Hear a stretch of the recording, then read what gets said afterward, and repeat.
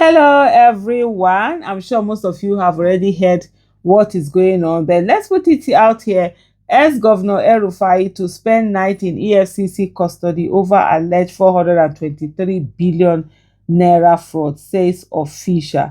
And you just sit down and wonder, did EFCC just realize that El-Rufai had things going because he's been out of office for how long? So when he was doing chubby chubby with Tinubu, all of these charges were not there. I mean, selective justice is injustice. Selective prosecution is also injustice. If you're going to prosecute, I don't have anything with anyone. If the government thinks anyone has eaten money, by all means go after those people, recover our monies. But you cannot be going after some, not going after some, depending on whether they are in your party or they are not in your party, or whatever that it is. If you're going to prosecute all round. We saw this person that is also facing prosecution, Yaya Bello, being given his passport for him to, fly out of the country to go for Umrah abroad.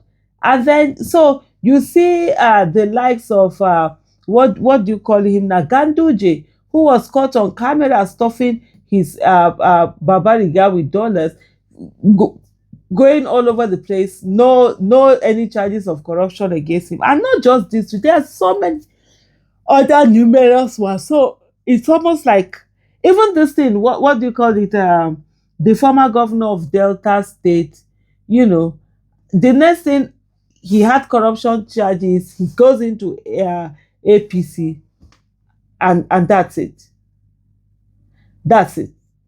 Okowa, that's it. Everything just go, it just disappear. So it's almost like that statement that out of Shomole made, that, oh, the moment you get into APC, all your sins are forgotten. That's what we are saying. That's not how it should be. If you're going to prosecute everyone, across board. And those who are able to defend themselves, fine. Those who are not able to defend themselves, send them to jail. Nigeria's anti-graft agency, the Economic and Financial Crimes Commission, EFCC, has detained former Kaduna State Governor Nasir El-Rufai as part of an ongoing investigation into alleged financial misconduct during his time in office. It had been reported earlier that El-Rufai presented himself at the EFCC headquarters in Abuja on Monday, following an invitation by investigators probing alleged financial improprieties linked to his administration. The former governor, who governed Kaduna State between 2015 and 2023 and is currently a chieftain of the African Democratic Congress (ADC), was subsequently detained by operatives of the anti-corruption agency and is expected to spend the night in custody while interrogation continues. In our custody and is going to spend the night there. An EFCC source was quoted as saying, "By the cable." Before I continue here, I mean, there was a lot of things. There were a lot of protesters at the EFCC. Some were for El-Rufai, some were against El-Rufai or for the government. And there were a lot of things going on. And I think they said there was tear gas that were thrown and all of that. But while those who were in favor of El-Rufai were being dispersed, the ones who were against him or in favor of the government were not being dispersed. And so protest is protest, and people should be allowed to go on and do their protest, with not the one that some who are for government are allowed to, and some who are against government, are not allowed to. That's not the way that it is supposed to, supposed to happen. But there were also reports of people saying that there were clashes. I don't know how true that is. That there were clashes between, is it DSS and EFCC? These one were saying they were going to arrest him, wanted to arrest him. But anyway, it's all things going on there. Insiders further disclosed that the former governor's release will depend on the outcome of ongoing questioning and the progress made by investigators, adding that he could regain freedom from after further interrogation scheduled for Tuesday.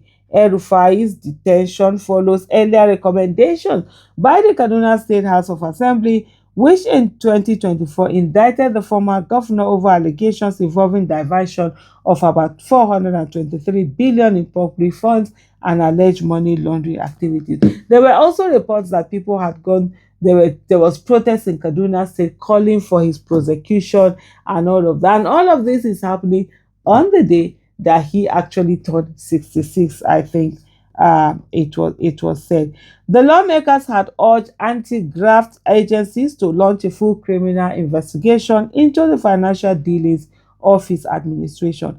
The EFCC has yet to issue an official public statement on the detention as of the time of filing of this report.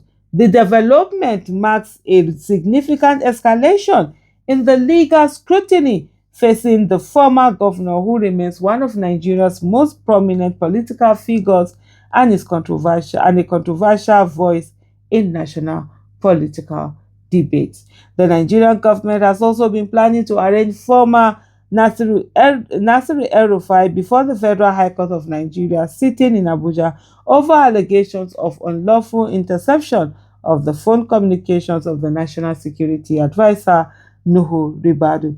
Court documents obtained by Sahara reporters indicate that the charges marked FHC CR 99/2026 were filed in the name of the Federal Republic of Nigeria as complainant, with El-Rufai 65 listed as the sole defendant. Yes, at the time they did it, he was 65, but as of yesterday, he then turned 66. The charge sheet is dated February 16, 2026. According to the documents, the prosecution alleges that El-Rufai made incriminating admissions during a televised interview on February 13, 2026, while appearing as a guest on Arise TV's primetime program in Abuja. Count 1 alleges that the former governor admitted to unlawfully intercepting the phone communication of the National Security Advisor, an act said to be contrary to and punishable under Section 12, Subsection 1 of the Cybercrime Prohibition, Prevention, etc. Amendment Act of 2024. All of these are going on. We continue to watch, see the things that, are going on there. But like I said earlier, whatever it is that is done, let it be done across board. Let it not look one-sided in one way or the other.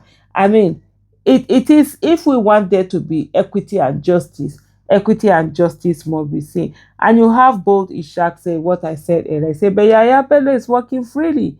Anyway, waiting concern me, he said.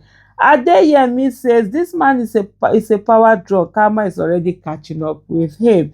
There's always time for everything. I love it, say Jolofina. But at the end of the day, many people, when they are in office, they forget that they will get out of office. And some of the things that they did before can also be used against them. Thank you so much for watching. Bye.